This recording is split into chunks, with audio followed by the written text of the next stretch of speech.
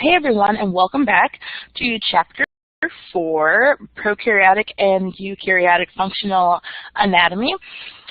Where we last left off is that we talked about a lot of structures that we find associated with the outside of some, if not all, bacterial cells. And those structures would include things like the glycocalyx, which could be configured as a capsule or a slime layer, the fimbriae used for attachment, pili used to transfer genetic information or DNA. We talked about the cell wall and the differences between a gram-positive and a gram-negative cell wall, primarily concerning the thickness of those walls. Gram-positive is much thicker, gram-negative is much thinner cell wall, so they have an additional LPS layer that can be used for antigenic determination in the O polysaccharide, endotoxins with the lipid A, as well as adding an additional layer of protection from things like antibiotics, detergents, and soaps. And then we finally got down to the level of the plasma membrane, and we said the job of the plasma membrane is very much the same as the plasma membrane of eukaryotic cells, being that it is selectively permeable, so will allow some substances to go through while others cannot. One big difference between a prokaryotic and a eukaryotic plasma membrane was the presence of these chromatophores that we're looking at now, which are used for photosynthesis because some bacteria are photosynthesizing organisms, and also the presence of the enzymes required for ATP. We said that's important because eukaryotic cells don't need enzymes for ATP production or chromatophores if they're photosynthetic like plants because they have special organelles for that. So this picture is just looking at those chromatophores that we talked about in our last session that are embedded within the plasma membrane. So that big difference between prokaryotic and eukaryotic plasma membrane. Other than those two things, the plasma membrane for both prokaryotes and eukaryotes is virtually the same and has the same job. So if the plasma membrane were to get damaged, things like alcohol, because the plasma membrane is made out of that phospholipid bilayer in much the same way as the LPS layer of the outer membrane of gram-negatives, and we said that alcohol can disrupt that and wash it away. So the plasma membrane can be disrupted by alcohol, quaternary ammonia or detergents, polymyxin antibiotics, and what will happen is that the contents of the cell can be leaked out if the plasma membrane loses its integrity. So we have the cell wall, and then we have this plasma membrane, and if the plasma membrane is breached, then there's a very good chance that you're going to have the cell die. Now, to get things across the plasma membrane, there are a couple of ways that we can do that. Remember, the plasma membrane is said to be selectively permeable, so allow some things to cross while others cannot. We can do that in a passive nature, where energy is not going to be expended to move these materials across the wall. And we can also use ATP, what we call active transport. So there are two different classes of transport we're going to talk about in this session: active transport and passive transport, much of which you'll probably remember from an introductory biology class. So simple diffusion, or passive transport, is just the movement of a substance from an area of high concentration to low concentration. That's a really big point and really big important aspect of diffusion, so that you have molecules that are very heavily concentrated on one side of the membrane. If they can move across that membrane, if the membrane allows them to permeate the membrane, then it will move from an area of high concentration to areas where there's not as much of them. Facilitated diffusion is the same concept as simple diffusion, a movement of solutes or molecules from areas of high concentration to low concentration, but the only difference here is that in order to get this process to take place, sometimes they're really big molecules or big solutes like sugar or glucose or proteins, and they can't just go across the plasma membrane. They have to be facilitated, if you will, by the presence of a protein. So the protein channel opens up and it allows the contents to be moved from one side of the membrane to the next, and it's always going to be, if it has diffusion on it, it moves from an area of high concentration to low concentration. And here's just a really very generalized picture of just regular old passive transport, simple diffusion.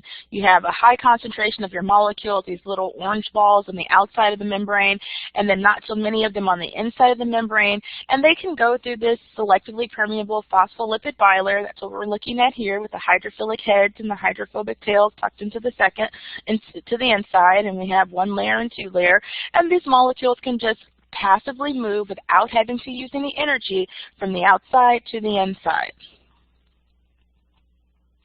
With passive transport that requires a transporter protein known as facilitated diffusion, notice that these substances carry a charge.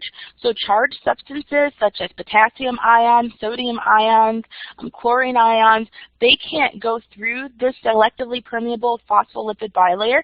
So in order for them to move from an area of high concentration to low concentration, they have to be facilitated by a protein. So it goes through that protein channel in order for it to get inside the cell. Another example of facilitated diffusion, still a passive process. Notice no energy is being used. That if the substance is just too large, it has to fit inside a specific transporter protein, and this one here, it just was a channel that was open. This one here, for this particular example, glucose had to specifically fit into this protein. If the glucose molecule was not shaped for this protein, the protein would not open up and allow the glucose molecule to come in. So this is a specific transporter. Still the same take-home message. No energy is being used. We're moving molecules from an area of high concentration to low concentration with the help of a protein. Only difference between B and C is that one is non-specific, it will just let things come through, and C is more specific in that it has to be the correct molecule to fit the active site on this protein to allow it to have a transformation to take place to move the molecule from the outside to the inside.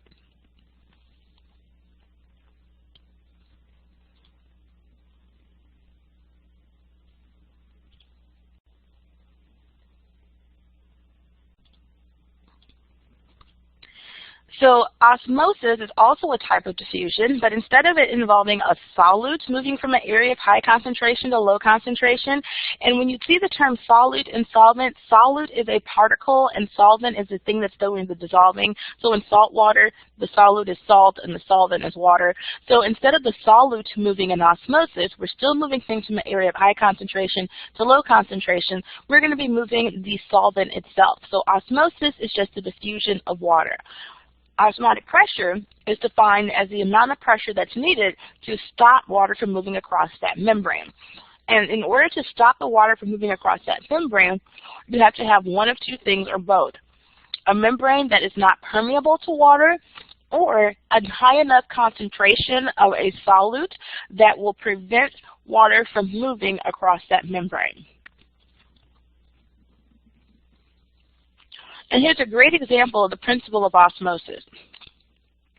So in this bag, we have sucrose. Sucrose is a large sugar. The cellophane bag or cellophane sac is meant to represent the plasma membrane. Like the plasma membrane, the cellophane sac is not permeable to sucrose. Sucrose, or this sugar, cannot go across that bag. The pores are just too small and won't make it across. However, water can move across that. So if we have a bag that's full of sugar and we place that bag into this tub of water, this beaker of water, what we'll notice is that the water molecules will go from an area of high concentration in the beaker and they will move in towards the bag. So that eventually what will happen is that you will have the bag start to swell, and you see the level of the water sucrose mixture at this point, because water is coming in with the sugar, is going to rise up. So we're going to have more water rise because more water has gotten into the bag. We have the arrows going in and out because we are reaching equilibrium. Remember, sucrose can't move in or out of the bag. Only the water is going to be able to move. So water will constantly shift either inside the bag or outside of the bag in maintaining this equilibrium, so that there is relatively an equal concentration of water in the bag as there is outside the bag. Very important to note that when we talk about the concentrations being equal, it does not necessarily equivalent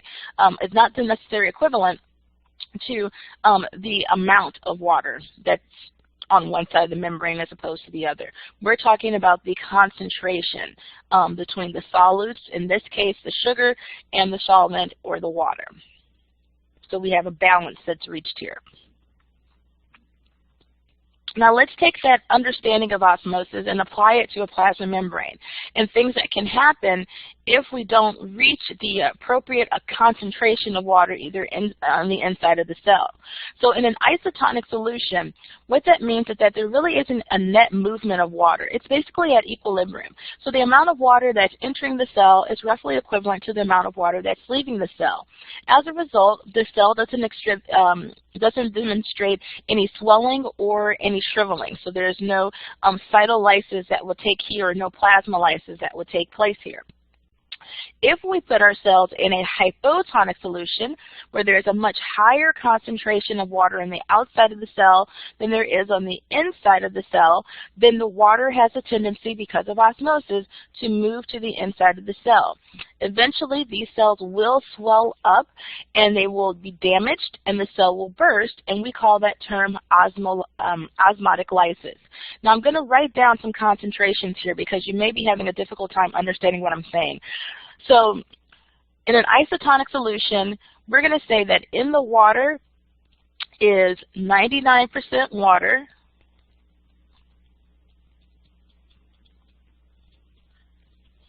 and just 1% solute. And that solute can be salts, ions, such as that nature sugar. Now, in the hypotonic solution, we're going to have 100% water in the water, H2O.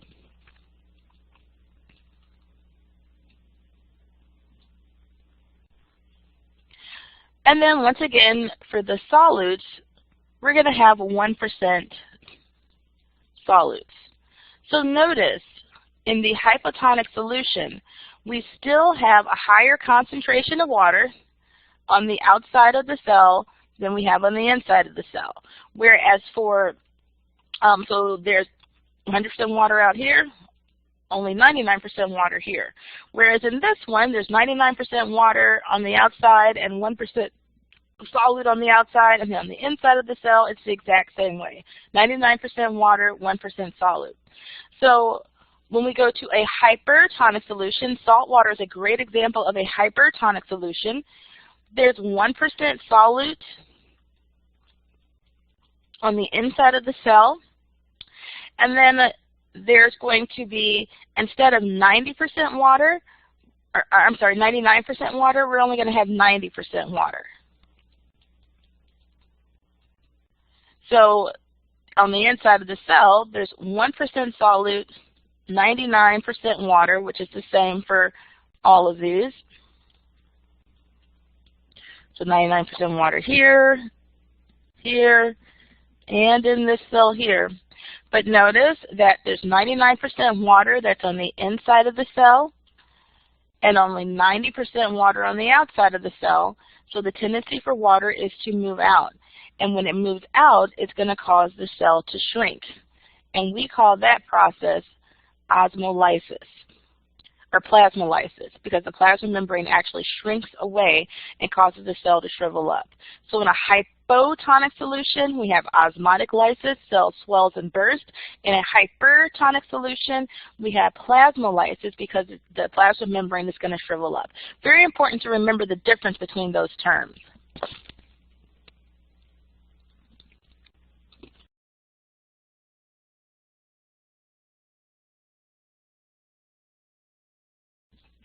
The last type of transport we'll talk about is a type of transport that requires energy, or active transport. Active transport is always going to require both a transporter protein and some type of ATP. Group translocation is another type of active transport that requires a transporter protein and the ability of endocytosis to take place, or exocytosis to take place. The cytoplasm is the stuff that's on the inside of a cell, on the inside of a plasma membrane. Really not much more to say about that. The nucleoid area is just where the genetic material for the bacteria is found, or the bacterial chromosome, and that's pretty much it as well. There really isn't any membrane brown structure, no mitotic spindles, very simple. Notice how once we get into the inside of the cell, these structures become very simple, and there's really not a whole lot to it. And then here's the same picture we've looked at. This will be the third time looking at it, so we're just going to move on from there. So inclusions, or these special granules, have very specific jobs. Metachromatic granules are phosphate reserves. Phosphate can be used to build proteins, to build DNA. They're very important, so when the cell has a time when there's not enough phosphate in their diet, if they have these metachromatic granules, then they have reserves for these phosphates to make their proteins and the genetic material that's required for binary fission to take place. We have polysaccharide granules that are energy reserves. Lipid inclusions, also energy reserves. Sulfur granules, they're energy reserves as well, but we only see them in certain species of bacteria, those that can use sulfur as an energy source. Lipid and polysaccharide granules are more common. We see those more common. Carboxysomes will be found in photosynthesizing bacteria. They are needed for carbon dioxide fixation. Gas vacuoles are protein-covered cylinders that aren't used to really store gas or anything like that, but it's used to expel them. And magnetosomes will destroy hydrogen peroxide. So it's an iron oxide material that's whole job is just to destroy hydrogen peroxide. You should be familiar for your exam on all of these different inclusions and exactly what their role is. So what some species of bacteria may have are endospores, keeping in mind that not all bacteria sporulate, only some do. In our upcoming lab, you will find we're going to actually stain the endospores for bacillus. Typically, bacillus species and Clostridium species will undergo this sporulation or endospore formation. Really cool aspect about endospores is that they are resistant to drying out or desiccation. They're resistant to extreme temperatures, either extreme cold or extreme heat. They're resistant to chemicals such as antibiotics, detergents, alcohols, ammonia, bleach, any of those mutually causative agents that would normally kill a bacteria. Endospores are resistant to it. They're really just the cell in its resting state. When a cell has undergone the sporulation process, it takes all of its genetic material and it kind of makes it just rest. It doesn't undergo any type of metabolism, doesn't require any water or any food source or energy source. It doesn't undergo binary fission, doesn't do anything. It just kind of just sits there and it waits until conditions get better. Once conditions get better, then it will go through this process of germination, and that's when it returns to its vegetative state, which means it goes back to becoming just a normal active bacillus or Clostridium species cell. So here's a good example of an endospore of Bacillus subtilis. We have this giant endospore here, and you actually can see the additional layer it has around it that allows it to be protected from desiccation and heat and from chemicals and radiation and all sorts of things. It's very difficult to kill endospores. In fact, the most effective measure to kill endospores is with using pressure and high heat, such as in an autoclave or in a pressure cooker. So here's that process of sporulation. So if things start to go bad, and the cell finds that it's not going to be able to live very long, it will make a copy of its genetic material. After it makes a copy of its genetic material, so this DNA is exactly the same as this DNA, then the plasma membrane will surround that and will enclose it. After that, you have an additional layer of the plasma membrane that's going to surround this this endospore to be, and then you're going to finally get a peptidoglycan layer around it. So we just continue to wrap this genetic material because that's what's really important here. We want to make sure the instructions for this cell being this cell is maintained, is preserved. So we'll just continue to wrap it around and then finally wrap it in a spore coat so that if the cell dies, and when the cell dies, I should say that because at this point it's pretty inevitable. When the cell dies, the endospore is freed and it's in a resting state. So it doesn't undergo metabolism. It's kind of like cryogenically freezing a body and then coming back in the year 3000 and you go back to your vegetative state. And so during that whole 1,000 years, you just kind of sat and you just were frozen, and you didn't have any metabolism, you didn't have anything that you were doing. You weren't actually dead, but you were just inanimate. So endospores are kind of like cryogenically freezing a body until the conditions are better. So the endospore is free, and it just kind of lays resting in this dormant state until there is enough water, resources, food that will trigger this spore to undergo its process, its germinative process, and become a normal vegetative cell again.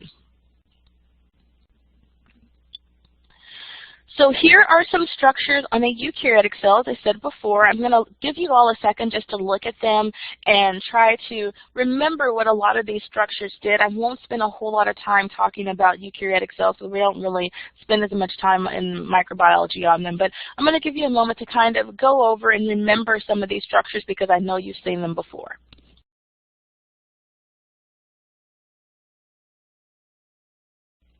A few items of which to note.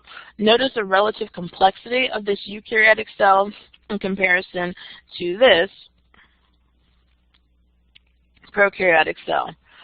Big difference in how complex this cell is. This cell is not in comparison to how much this cell is. So prokaryotic cells, like eukaryotic cells, do have a flagella. Their flagella has a 9+2 arrangement of microtubules, which we don't see in prokaryotes. This is very important to remember.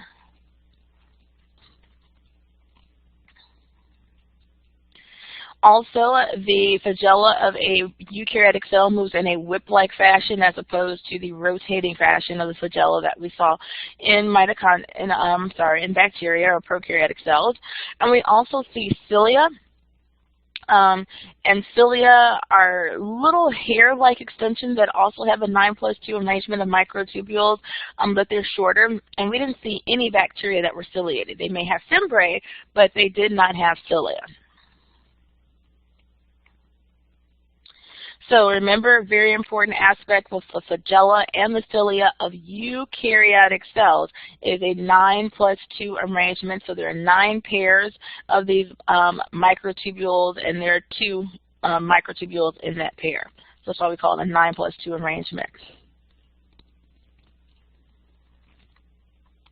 And here's a pretty picture of that. So we have these doublets of microtubules that are arranged in the flagella and the cilia of eukaryotic cells. Eukaryotic cells may also have a cell wall and a glycocalyx. The cell wall for eukaryotes is only found in plants, algae, and fungi. And instead of it being made out of peptidoglycan like we saw for prokaryotic cells, it's made out of carbohydrates or a polysaccharide. Those polyhydrates are cellulose if you're a plant, chitin, and glucan if you are a fungi, and then mannan and glucan if you are an algae. The glycocalyx is just an extension of the carbohydrates from the animal plasma membrane, and what we believe the glycocalyx does in eukaryotic cells is that it allows for communication to take place, and it will bind to proteins and lipids in the plasma membrane, but it doesn't really help the cell to attach to surfaces or attach to other cells in much the same way that we saw the glycocalyx work in the prokaryotic cells, nor does the glycocalyx in eukaryotic cells prevent phagocytosis in the way that we saw it in the prokaryotic cells. Plasma membranes, just like we saw for the prokaryotes, it's still a phospholipid bilayer. We still have these various types of proteins. Either they're hanging out on one side, they're embedded in the phospholipid bilayer, or they go straight through. We also have sterols. Sterols are things like cholesterol that are embedded within the plasma membrane that allow for it to maintain its structure and integrity, something that we did not see in prokaryotics. And then we have this glycocalyx carbohydrates that just attaches off of the plasma membrane for communication and also for its stability and to attach carbohydrates to the plasma membrane itself.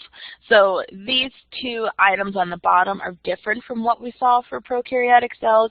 And remember, prokaryotic cells also have the enzymes for ATP production embedded in their plasma membrane, and also the chromatophores that are needed for photosynthesis in the plasma membrane of those photosynthesizing bacteria, which we don't need in eukaryotic cells because we have a chloroplast if you need to undergo photosynthesis, and we also have mitochondria.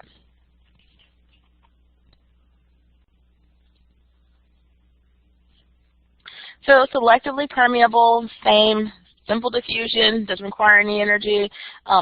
Facilitate diffusion, doesn't require any energy to get molecules from an area of high concentration to low concentration, but it must require a protein to move those molecules that are either too charged or too large.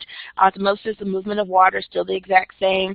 Active transport requires energy. Examples of active transport: phagocytosis, bringing things in via pseudopods we have for eukaryotic cells to engulf materials, or pinocytosis. It's just the membranes fold inward to bring in smaller amounts of fluids as opposed to large substances. So everything on this slide is pretty much the exact same as we saw and talked about for prokaryotic cells. We also have ribosomes in eukaryotic cells, but we also have ribosomes in prokaryotic cells. The ribosome size of eukaryotic cells is much larger than we have for prokaryotic cells. The job of a ribosome is for protein synthesis. So this is highlighted because that's the job. I'm going to put a star by it because it's important. So protein synthesis is the job of all ribosomes. These larger ribosomes are ADS ribosomes that are in eukaryotic cells only, and they can either be just floating around in the cytoplasm, we call them free, or they can be bound to the endoplasmic reticulum, and we call the rough ER if there are ribosomes that are bound to it. We also have another class of ribosomes in eukaryotic cells, and those are 70S ribosomes, which are also the exact same size of ribosomes that we find in prokaryotes. Prokaryotic cells also have ribosomes as well. Those ribosomes are also responsible for protein synthesis. The smaller size of these 70S ribosomes you find not only in prokaryotic cells, but you also find them in the chloroplast and in the mitochondria, two very specific organelles in a eukaryotic cell. Because we have these ribosomes that are present, these 70S ribosomes in both eukaryotic and prokaryotic cells, and found in eukaryotic cells in the chloroplast and in the mitochondria, it leads us to believe that the mitochondria and the chloroplast at one point in time may have been their own prokaryotic cells that were later engulfed by larger prokaryotic cells and formed a symbiotic relationship. We call this a theory of symbiosis, endosymbiotic theory. So what we're looking at here is that, and if you notice, a ribosome, the chloroplast and the mitochondria are about the same size and shape as like a bacillus or a cocci. So cocci for the chloroplast and bacillus for the mitochondrion. So we find that their size is about the same. They also have their own genetic material. In fact, I'm going to type these things out, but reasons that we believe that mitochondria and chloroplast were once their own bacteria or prokaryotic cell. So both have their own DNA, and that we have done genetic analysis and seen that mitochondrial DNA does exist. In fact, any DNA that you have in your mitochondria is always going to be maternal mitochondrial DNA. It's from your mother. We also found that their relative size and shape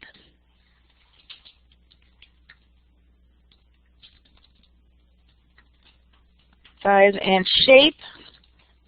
can't spell, is the same as prokaryotic cells.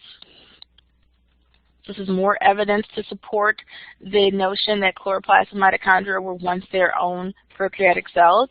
And then 3, they have their own 70S ribosomes.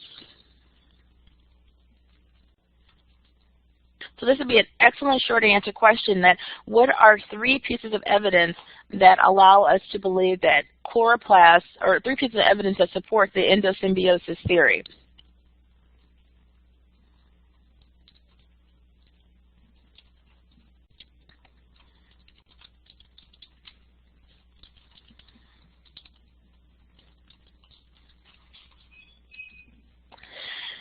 So what we believe happened is that at some point in time, these pre-chloroplast and pre-mitochondrium bacteria were engulfed by larger prokaryotic cells, and their lineage went on to be plants or fungi or algae, or it became some sort of animal or protist cell. All right, so that's the end of Chapter 4. Next chapter that we will be covering, I believe, is Chapter 6. So we'll get those lectures posted up for you soon. Have a great day.